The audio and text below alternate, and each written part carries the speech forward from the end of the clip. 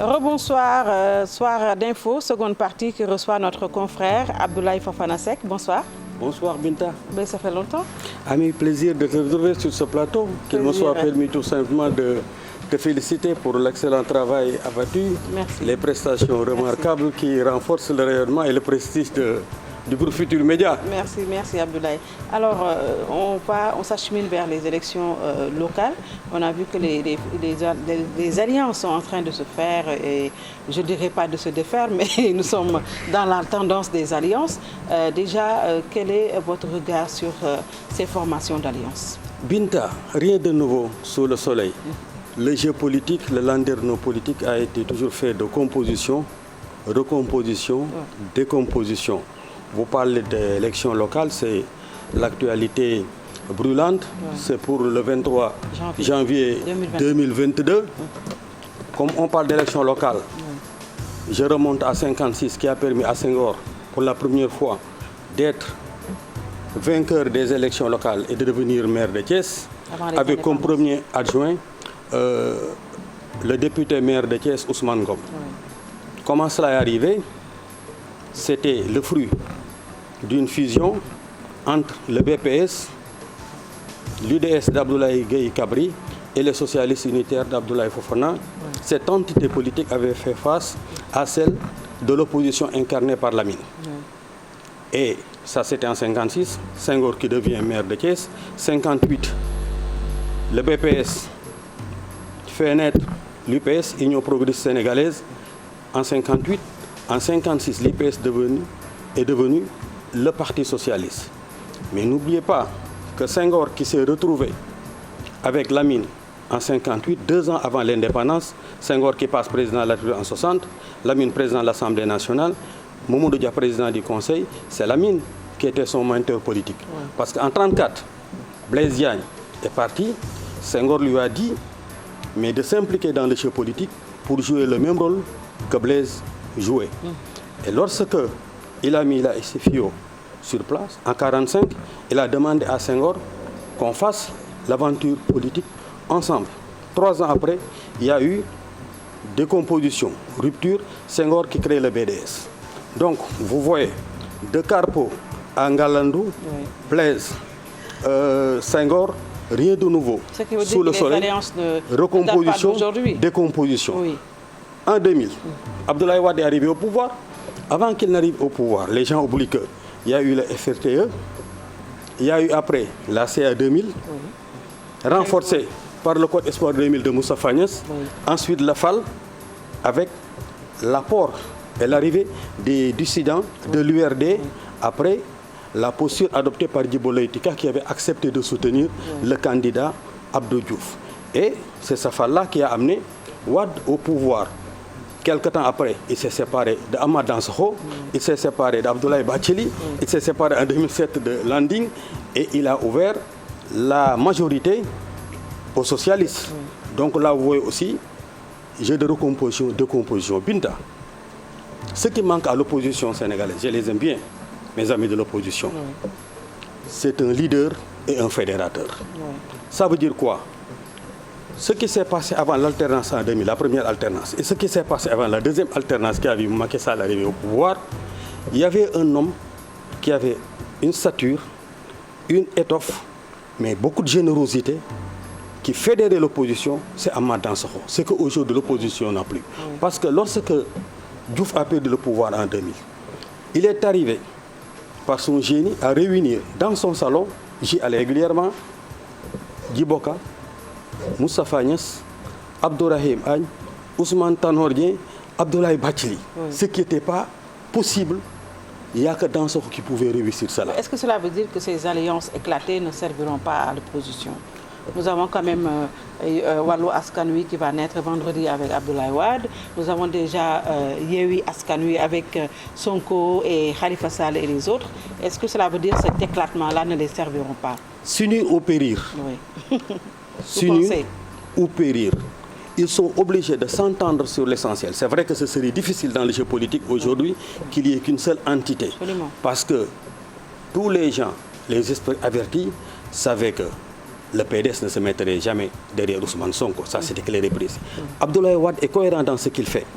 Hier, aujourd'hui, demain, après le demain, absolument, il reste très cohérent dans ce qu'il fait.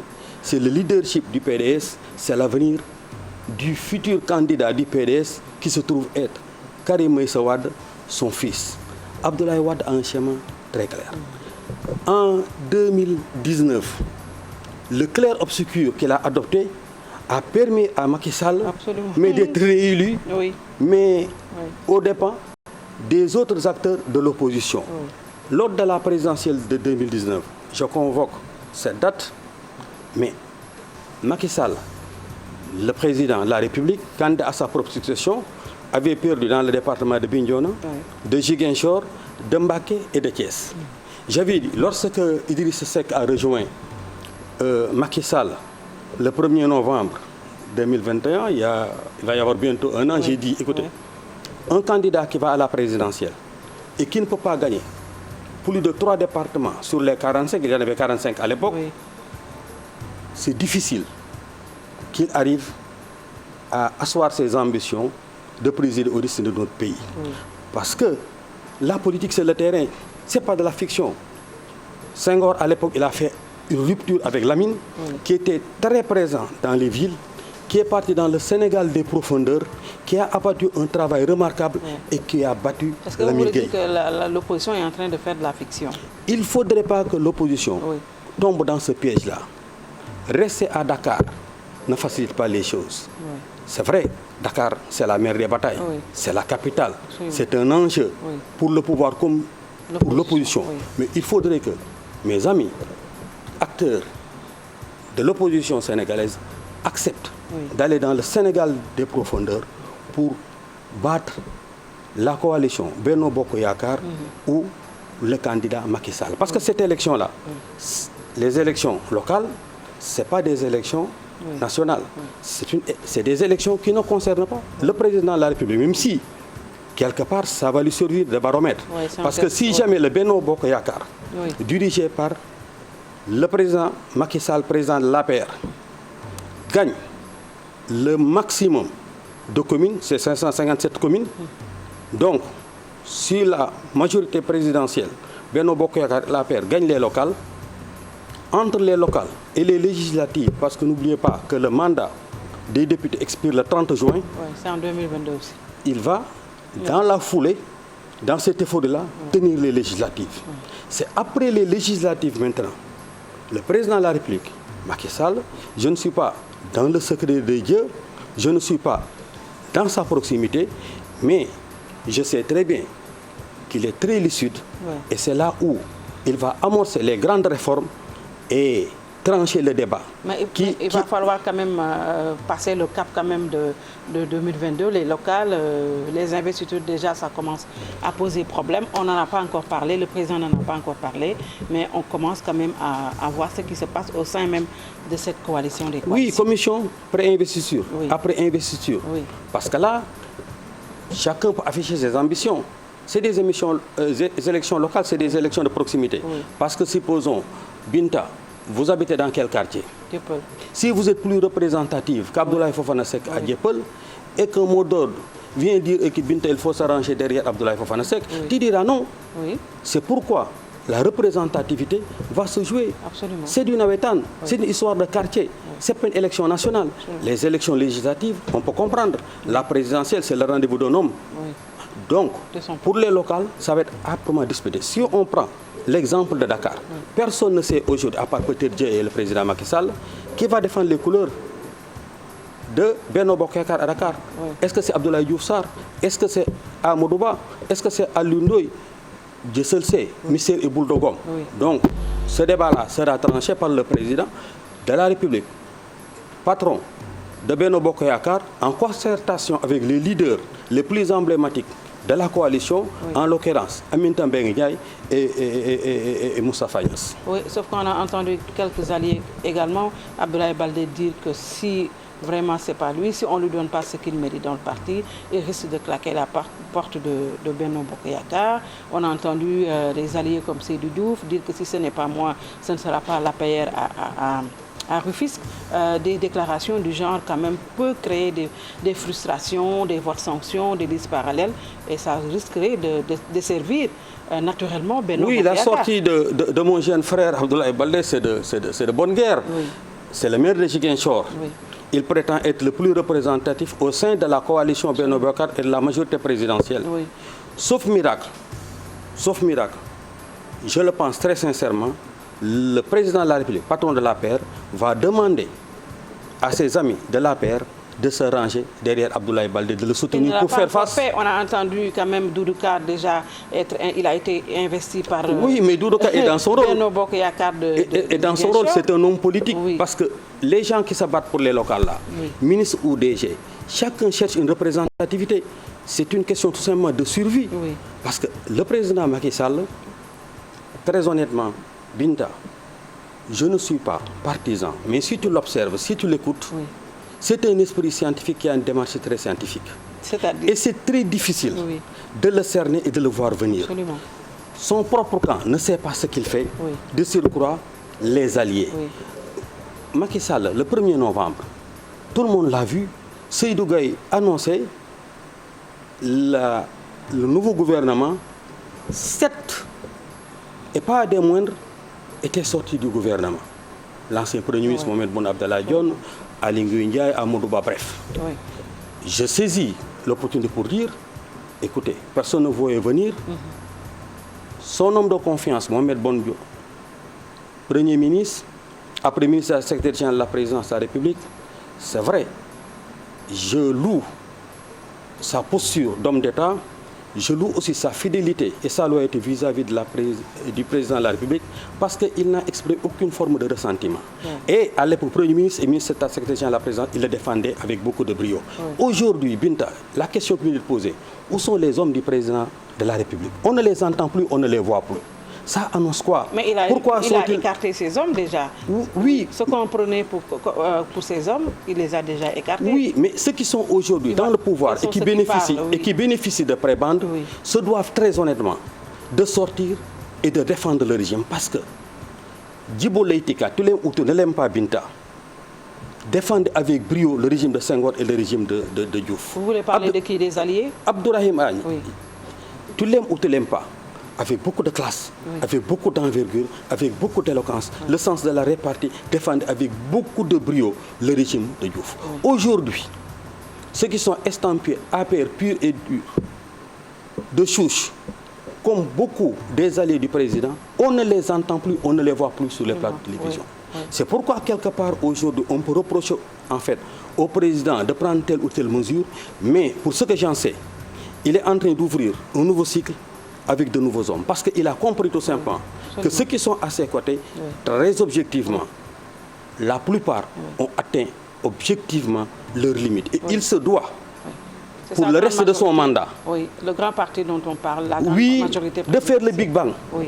Parce que, en politique, comme je l'ai dit, oui. recomposition, décomposition. Oui. La seule chose qui vaille en politique, c'est l'addition. Le seul signe algébrique que je ne recuse pas, c'est l'addition. On est dans un contexte difficile oui. sur le plan mondial avec la pandémie oui. de la Covid-19. Le contexte régional oui. et sous-régional, très difficile. La menace des périls, les dangers qu'est notre pays, le djihadisme, tout cela doit nous pousser à nous renforcer davantage. Moi, je reste un éternel optimiste. Pourquoi? Oui. Le Sénégal est une nation. Nation, pays, État, République. Dans un contexte où on voit des États en faillite, oui. où on voit des États effondrés, où on voit des États fragiles, on se doit de nous donner la main oui. et de sauver ce qui doit être sauvé, de préserver ce pays. Mais est-ce qu'il est possible de sauver ce qui est sauvable alors qu'un régime qui est quand même en fin de règne, c'est souvent ce qui arrive. Un président est toujours seul dans ses combats. Et les autres sont en train de voir, de jouer à des jeux de calcul politiciens et autres. Le jeu politicien oui. auquel nous assistons ne nous mène pas à grand-chose. Parce qu'il n'y a que Dieu seul qui sait. Le président Macky Sall, qui te dit qu'au sortir des législatives, la grande annonce tant attendue, il va aller dans quel sens? Parce que si sa coalition gagne les locales, si elle gagne les législatives, au sortir des législatives, la grande annonce, le président le fera. Est-ce qu'il va dire que je suis un candidat à un deuxième quinquennat ou est-ce qu'il ne le dira pas? Dieu seul sait. Mais les actes... Un troisième mandat. Oui, en fait, troisième candidature, tout le monde attend sa réponse, troisième mandat, deuxième quinquennat, peu importe l'appellation. Parce que c'est le Conseil constitutionnel qui dira, Binta, le droit, c'est pas toi, c'est pas moi. Le Conseil constitutionnel tranchera le débat. Certains, dans la confrérie des constitutionnalistes, j'ai investigué, certains m'ont dit, il a le droit, d'autres te disent qu'il n'en a pas le droit. Mais d'autres l'appellent à la morale quand même politique, au respect de la parole donnée aussi. Absolument. La morale et l'éthique doivent être au cœur de l'action politique et au cœur de nos préoccupations quotidiennes. Parce que sans éthique, sans morale, ça ressemblerait à quoi? C'est pourquoi j'invite ceux qui nous invitent à jeter au pourrissoir la morale, l'éthique, la patrie, la discipline, mais ces valeurs qui nous sont si chères, de faire beaucoup attention. Parce que tout simplement, la seule querelle que veille, c'est de rester dans l'histoire. Et pour rester dans l'histoire, il ne faut pas rater la sortie. C'est pourquoi, moi je dis, le président de la République est plus lucide que Binta Diallo, Abdoulaye Fofana Seck et beaucoup d'acteurs qui sont en train de s'agiter. Au sortir des législatives, en fonction des paramètres, parce que l'histoire qui s'est passée lors des événements de mars et ce qui se passe dans la sous-région, particulièrement en Guinée, tout ça c'est des indicateurs et ces indicateurs-là sont pris en compte par le président de la République. Vous pensez? Mais, oui, il est très lucide. Parce que jusque-là, il est à fond sur ça. Il n'a rien dit. Il le tranchera après les législatives. Absolument. Parce que ce qui est sûr et certain, il sera candidat ou il aura un candidat et il organisera les élections. On ne sent pas ce problème, cette question de dauphinat que le président est en train de...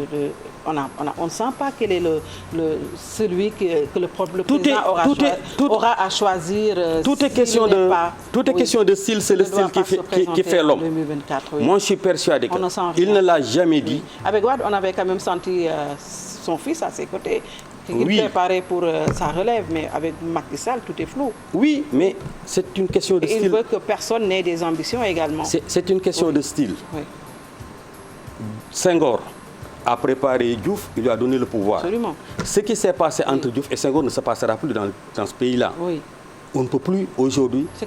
Ce qui a voulu se passer entre Wade et son fils également ne va pas se passer. Non, c'était pas possible. C'était pas possible pour qui connaît l'histoire du pays. Le pouvoir... Ça ne se transmet pas. Ça ne se transmet pas. C'est d'ailleurs là où je demande à mes amis, acteurs politiques, particulièrement de l'opposition, d'aller se battre dans le Sénégal des profondeurs. Binta, je vais vous faire une confidence. Ce que Macky Sall avait fait entre 2009 et 2012. Je vois un leader qui est en train de le faire, c'est qui? Sans tambour, ni trompette, sans publicité. C'est qui? Et les gens ne peuvent même pas s'en rendre compte. C'est le leader de MPD Ligue Aliou Sow. C'est moi qui vous le dis. Il est en train de suivre les... Je ne suis pas partisan, il est en train de suivre les pas de Macky Sall. Il faut que Macky Sall le surveille le pays de très près parce qu'il peut risquer de créer la... Non, parce que dans le Sénégal oriental, dans le sud du Sénégal, il est en train de faire des ravages. Absolument. Le nombre d'adhésions que Aliou Sow, leader de MPD Ligue, est en train tout simplement d'avoir dépasse ce qu'on pouvait imaginer. En termes d'apport financier, il a fini aujourd'hui d'avoir le montant sollicité pour les locales. Donc, pour quelqu'un qui est journaliste comme toi, professeur d'université, qui a été pendant 10 ans au pouvoir et qui a eu des rapports de proximité remarquables, d'une rare profondeur avec le président Macky Sall, il a compris, il est dans le Sénégal des profondeurs, il n'est pas à Dakar.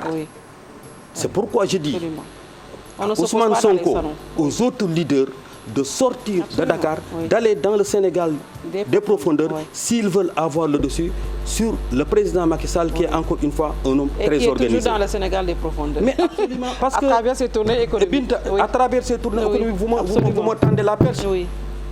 Au sortir des événements de mars, le président Macky Sall avait annoncé une enveloppe de 450 milliards pour l'emploi des jeunes. Binta, le Sénégal compte combien de départements? 45, 6 maintenant, avec Kermassar. Si le président, sur décision, parce qu'il a l'autorité pour le faire, j'affecte à chaque département 3 milliards. 3 fois 46, 738 milliards. Toute proportion gardée. Il va régler le problème de l'emploi des jeunes et de l'employabilité. Parce que dans chaque département, si le président injecte 2-3 milliards, c'est tout bénéfice pour les jeunes. Parce que le problème de l'emploi est un problème aujourd'hui. C'est une patate chaude entre les mains du gouvernement. Qu'il faut régler. Cette politique politicienne-là, ça nous retarde. Absolument. Il faut des actions concrètes. Il faut régler le problème de la jeunesse, l'emploi de la jeunesse, l'insertion, la réinsertion, la flambée des prix. Absolument. Binta, moi, il y a une dame qui m'a dit, Abdoulaye Fofana Seck, j'étais au marché Castor. Une dame s'est approchée de moi. En ce moment même, j'avais frémi. J'ai dit, mais qu'est-ce que...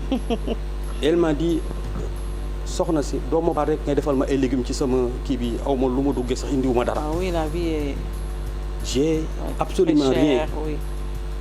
J'ai pas un franc pour acheter quoi que ce soit. En tout cas, quelqu'un... Si on en arrive à commander des légumes pour retourner chez soi, et la seule opposition de Macky Sall, c'est la demande sociale. De la vie chère, la demande sociale. Mais est-ce que le président est conscient de cela? On n'entend pas parler de ça. Oui, c'est pourquoi je dis... Le ministre de la Commerce ne parvient pas quand même à contrôler les prix sur le marché. La régulation doit se faire. Absolument. Binta, dans les années 70, j'étais encore relativement jeune, mais on voyait la présence, l'omniprésence de certains services comme le contrôle économique, les travaux publics, la voirie, le service d'hygiène. Quand tu voyais un agent de contrôle économique, tu avais peur. Aujourd'hui, le libéralisme a complètement permis à tout un chacun de faire ce qu'il veut. Et ce marché-là, on doit le réguler. Le dumping est en train de poser énormément de soucis. Donc il y a des choses, mais très simples, sur lesquelles moi je parle d'une meilleure qualité de vie des populations. Parce que le problème auquel il faut s'attaquer, c'est un meilleur devenir, un meilleur sort des populations. La politique politicienne nous a beaucoup retardés.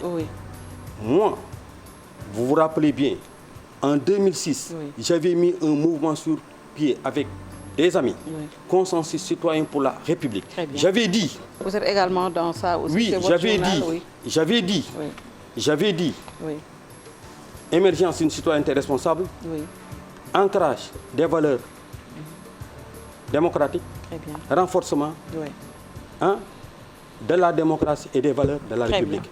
Parce que si nous ne le faisions pas, nous allions directement vers des situations très regrettables. Binta, aujourd'hui, les acteurs politiques et de la société civile sont pratiquement disqualifiés. Tu vois l'émergence des activistes. Au-delà de ça, durant les événements du mois de février, vous voyez le rôle que Serigne Mountakha Mbacké a joué en pacificateur, en rassembleur, en médiateur. Si il n'était pas là, à l'image des guides religieux des différentes conflits de notre pays, le Sénégal allait avoir des difficultés. Mais fort heureusement, je le dis sans embâche, les ressorts sont tellement solides que le Sénégal ne sombrera jamais. Amen. Merci. Donc, il faut que les gens soient lucides, patriotes, démocrates.